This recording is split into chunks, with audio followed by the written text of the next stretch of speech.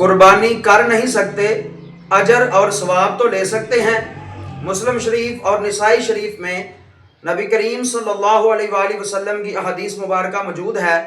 मेरे करीम आका अलैहिस्सलातु वस्सलाम ने इरशाद फरमाया कि जो बंदा कुर्बानी का इरादा रखता है, ज़िलहज शरीफ का चाँद जब नज़र आ जाए, उसके बाद वो ना ही अपने बाल काटे जिस्म के और ना ही वो अपने नाखून जो हैं वो तुरशवाए। तो जो अहबाब कुर्बानी नहीं करते या नहीं करना चाहते, उनके लिए क्या हुक्म है?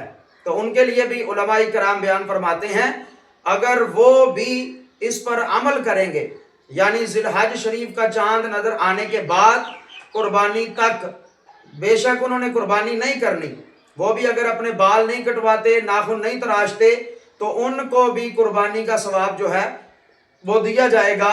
लेकिन ये याद रखें कि यहाँ पर हरगिज़ ये बात मकसूद नहीं है कि इस्तात होते हुए भी बंदा कुर्बानी ना करे और ये कहे कि चलो सवाब तो मिल ही जाएगा, ये अमल कर लेते हैं। तो ये अमल उनके लिए है जो कुर्बानी की इस्तात नहीं रखते, जिनके ऊपर कुर्बानी वाजिब नहीं है।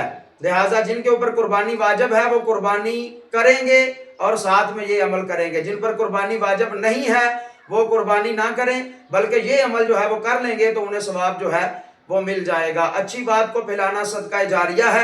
अगर बात अच्छी लगी हो तो लाइक कीजिएगा, मैसेज करके ख्यालात का इजहार कीजिएगा और शेयर करके दूसरे दोस्तों तक ज़रूर पहुँचाइएगा। अस्सलामु अलैकुम वरहमतुल्लाहि व बरकातुहू।